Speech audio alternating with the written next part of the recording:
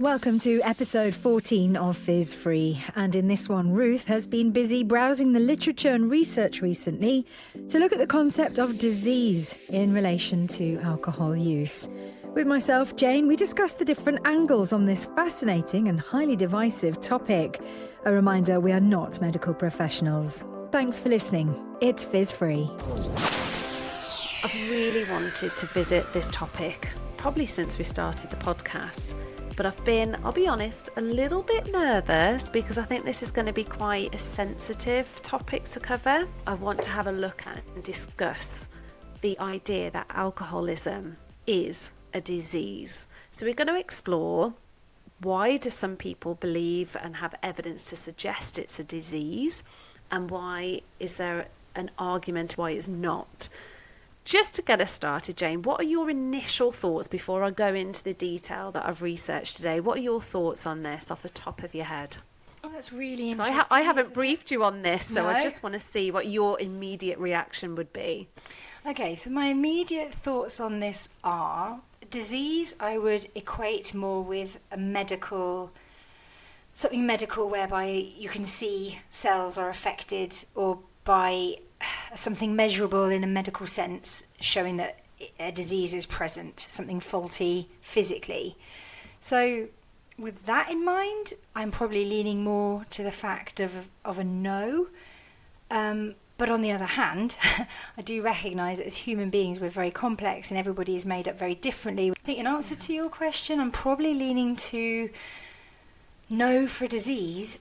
But then when I'm thinking of really hard cases of people who are so far in it and have lost everything and can't seem to get out of that rut and seem to be beyond all hope and all help, then in that instance, is that a disease? It's a really, really interesting concept, actually, that you're looking at.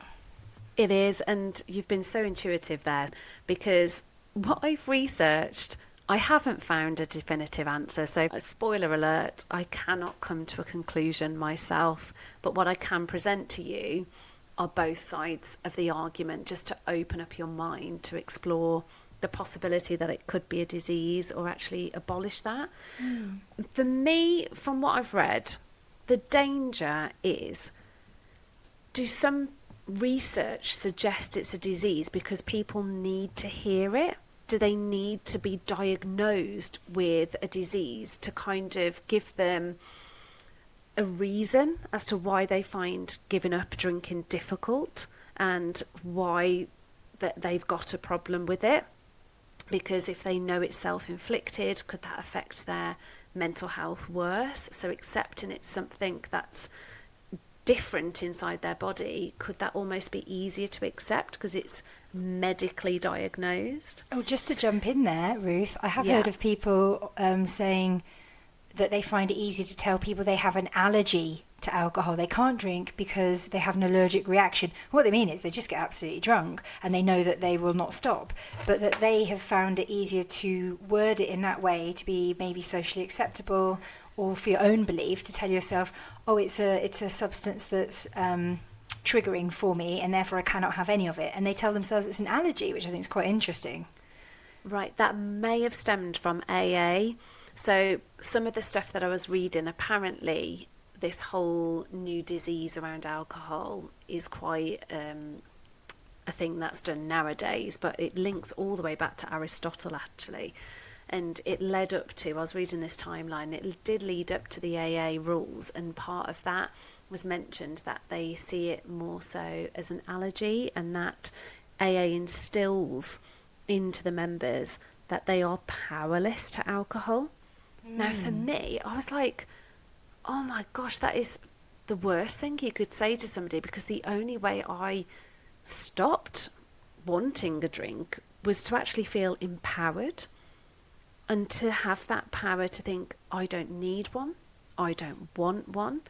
And yet it's the complete opposite in AA. They say that they're powerless and they label themselves an alcoholic, and they will always be, because they do see it more as a disease. And I thought, that's interesting. I mean, hats off to AA.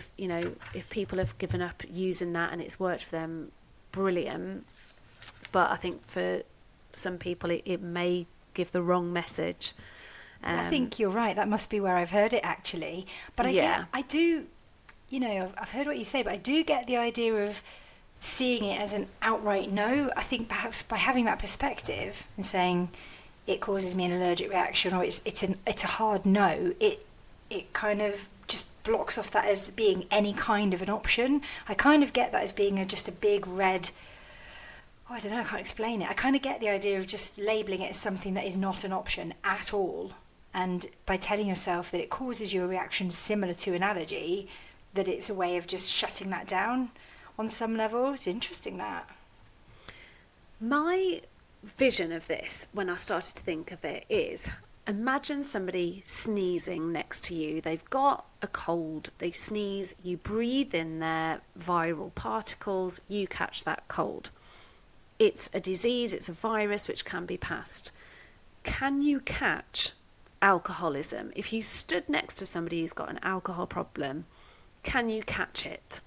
Ooh. And this led me to think, technically, medically, no. Yeah, no. However, if you surround yourself with people who have a drinking problem or like to drink a lot, does that encourage you to drink a little bit more?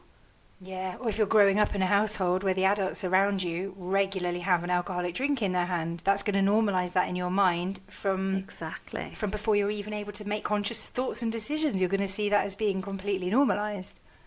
So can you not catch it, but can you be misled and encouraged to drink it? So this led me to research what increases the risk of you becoming an alcoholic. And this was really interesting because the first point was it increases over time, which we all know if you drink something that's addictive, it is going to become more addictive over time. So that we knew. What I thought was really interesting, my next point, is it said if you drink from an early age, especially before the age of 16, say 15 and under, you are more likely to become alcohol dependent or have a troublesome relationship with alcohol later in life. And what was scary about this is if you were a female, it was an even higher percentage than being a male. Do you know, I've read something about that just this week, and I'm frantically now trying to work out what the study was, but it was looking at exactly that, people drinking before the age of 16, and a user on Instagram asked their followers, did you drink before 16? And it was remarkable the amount of people that did, as young as 8, 9, 10, 11, and it would surprise you to hear that these Instagram accounts, a lot of them are sobriety related or alcohol related. Oh, I wish I could find that study. While you're talking, I'm just going to have a little think on what that might have been, because that is a fascinating point. Because your brain is still learning. It's still a really delicate little sponge, isn't it? The younger you are, the more it's absorbing, and it's just not mature. It's still growing. So that makes perfect sense. Oh, it's sad, isn't it? Of course, legally in the UK, you can't drink until you're 18. It's 21 in America. Those limits are there for a reason, because your brain isn't developed enough to make a decision to put a drug inside your body before those ages. Another thing it was saying, which you've actually touched upon, Jane, was parents drinking and being around that culture and seeing it as a normal thing to do. But it also looked at genetics, and it was saying that genes can actually influence how susceptible you are to addiction. And another thing which I don't think is going to surprise anybody is the mental health factors. If you feel anxious or are suffering with any type of depression, then that can lead to you drinking more and developing an addiction. Environmental factors, again, your social circles, and I know Claire has touched very much on this when she's spoken about her work, and that she was very much in events, and events teams would drink a lot. And then the other one that I thought was really interesting is it classified, this is a question, Jane, what would your take be on this? Is it classified, alcoholism, is it classified as a mental health problem, or is it kind of a symptom of a different mental health problem? It's a really good question. I believe there are definite links to mental health, 100%. And again, just this week, I was hearing about ADHD sufferers, it being quite prevalent for sufferers who are known to have ADHD to use alcohol to relieve a lot of those symptoms and not to make that connection until quite a lot later. But, I mean, as you say, we know alcohol can exacerbate and worsen existing mental health delicate areas perhaps, or vulnerabilities. The other thing that I read upon, which I thought was really interesting, is if you tell somebody they've got a disease, subconsciously or consciously, they might be thinking, I've got a chronic illness here. And there's a stigma related to that. They might feel they're abnormal, and they might feel that that's hard to accept and hard to understand. And it might make them feel uncomfortable about being diagnosed with a disease. You know, and what I thought was really interesting here is, if it was a disease, how can all of a sudden, like me, like you, like Claire, how can we wake up one day and just be like, I'm giving it up and that's it? You wouldn't find somebody who's schizophrenic wake up one day and be like, I'm just going to decide not to be schizophrenic today. Yeah. That just, you can't physically do that. But with alcohol, you absolutely, apart from obviously if you've got physical withdrawal symptoms, etc., but grey area drinkers like us, you know, we wouldn't be able to wake up and just think, I'm not drinking again, if we genuinely had a disease. Yeah, spontaneous sobriety, I think it's called, isn't it? When you manage just to snap and stop one day. Because again, doesn't that show you the power of the mind? It does, doesn't it? Like when you repurpose, when you reprocess how you view it, and when you hear the right podcast and you hit the ground running and it clicks into place, that it is, hey, do you know, another thing somebody else had mentioned to me this week, it's a thinking problem, not a drinking problem. It's how you frame it in your mind, isn't it? And you, if it was a medical disease, something with medical roots that you can see on a scan or in blood tests or whatever, then you wouldn't be able to just step back. But then not everyone can do that first time. Usually stepping back is a long process of, you know, retreating and failing and retreating and failing. Well, what I also found out was Russell Brand, Oprah and Joe Biden, they all tried to introduce a bill in America called Recognising Addiction as a Disease Act. Oh, really? But it never, but it never came to a vote. Now, why wouldn't that come to a vote? Is it because there's evidence to suggest it's not a disease? Or is it because it's an attack on the alcohol industry? Does it sort of excuse accountability, maybe? I don't know. Yeah, or does it go against the people voting who are drinkers and are uncomfortable with that concept? By the way, did you know Donald Trump is alcohol-free? Is he? Yeah, he doesn't drink. He hasn't drunk for years and years. He's even said, can you imagine me drunk? Can you imagine the things I would say and do under the influence of alcohol? And I thought, gosh, for all his character traits, let's say, it never occurred to me that he's completely stone cold sober, which, you know, some might say is a bit terrifying. But I digress. Sorry, just when you were talking about US presidents, I thought actually, but go on, sorry. But this led on to quite a nice article that I read from Dr. Mark Lewis, who's a neuroscientist, and he's done quite a bit of research into whether alcoholism is a disease or not. And I mean, this is lots of research. I'm going to summarise it in one sentence. And he said it's just a nasty habit. And I thought, that's really interesting. And I thought, well, it is a nasty habit, but it's also frightful. It can be devastating. It's an insidious process of changing, you know, the way our brain works and how those connections are made and those transmitters making us apparently feel happier. Like, it's so much more than just a nasty habit, isn't it? It is, but I quite like that in terms of showing the power of habit. I know that our co-host Claire is quite keen on doing something on habits, actually, and habitual behaviour. And, you know, as human beings, we love routine, don't we? We love repeating things and having a structure. And I think that's going to be a really interesting thing to discuss a little bit further as well. The power of habit and having a go-to and having a routine is incredibly powerful on our feeble human brains, to be honest. So I quite like nasty habit. I do quite like that. But yeah, that is a massive simplification, isn't it? And as we always say with a lot of these things, Ruth, it's really different for different people.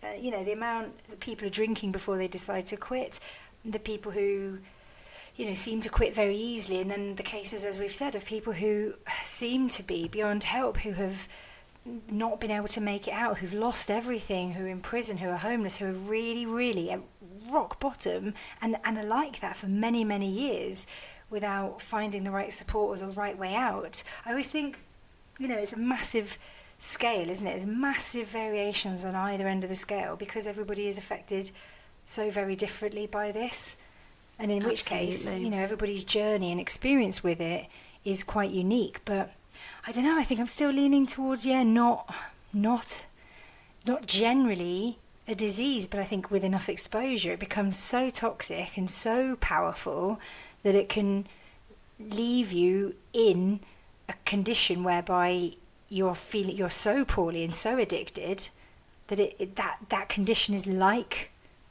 a disease. It's comparable. I get why people would make the comparison, because at its worst, and when you're at your absolute worst, you're not in control. You're completely out of control. You're completely harmed and hurt and dysfunctioning. So I kind of get why people want to emphasize the strength of how powerfully awful it is. Absolutely. And on the flip side to that, part of the research I've done, it actually labels it as a chronic brain disease. And the reason for that is because you become compulsive, those habitual routines. It makes you impulsive. And there's that idea of relapse. So actually, is it a brain disease because your brain can't function as it should do?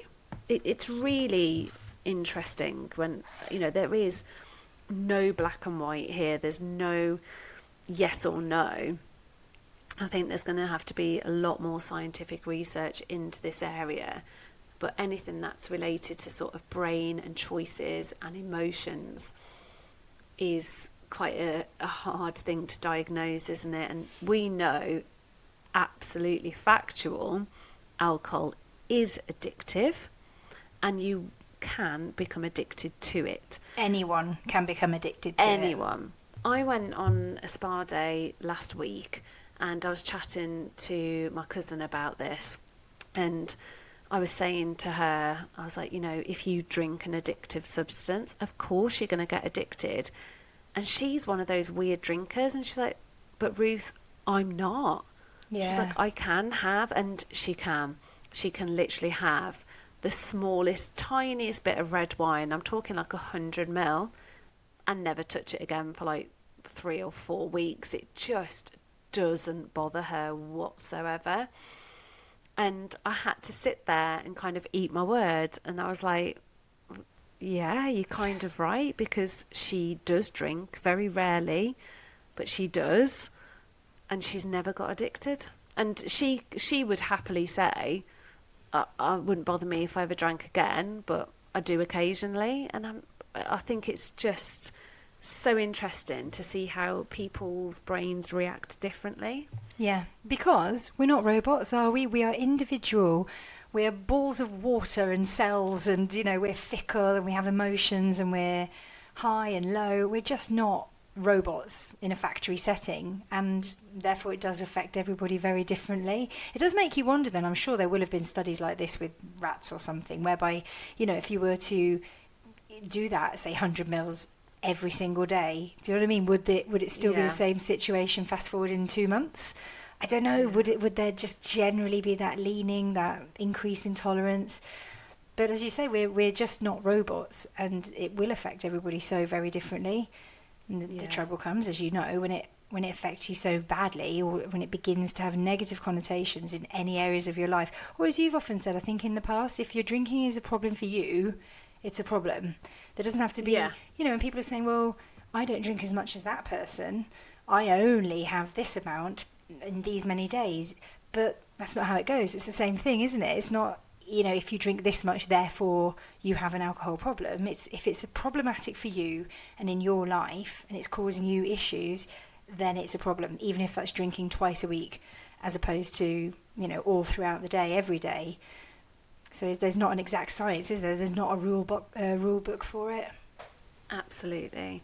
It is just one of those really, really fascinating subjects that I think anybody who's consumed alcohol at any point could have an opinion on, and actually that opinion might change over time, which again just reflects the fluid nature of it and just what a diverse, what a complex topic it really is. And as you said, you haven't come into this podcast being Dr. Ruth with a definitive scroll and a white coat saying, here's the situation, here's exactly what it is. It is, in fact, it sounds like one of those things, Ruth, that you could write an essay on. You know, at university, they'd give you a topic and say, argue the pros and cons. It was a bit like that, isn't it? It's a really descriptive, fascinating and huge, expansive area where I imagine there is absolutely tons of research into all sides of this. You know, at what stage does habit become addiction, become disease, if at all? Oh, it's fascinating. It's pretty high level philosophical stuff, which everybody will have a different view on and a different experience of. I will admit, I genuinely wanted, and this is so confirmation bias, I genuinely wanted to find as much evidence as possible to say it's not a disease, let's blame the alcohol industry, of course it's addictive and that's why you get addicted. But I had to be balanced, I had to research both sides of the coin, and I think I've come out a little bit more confused than I went in. Thanks for listening to Fizz Free.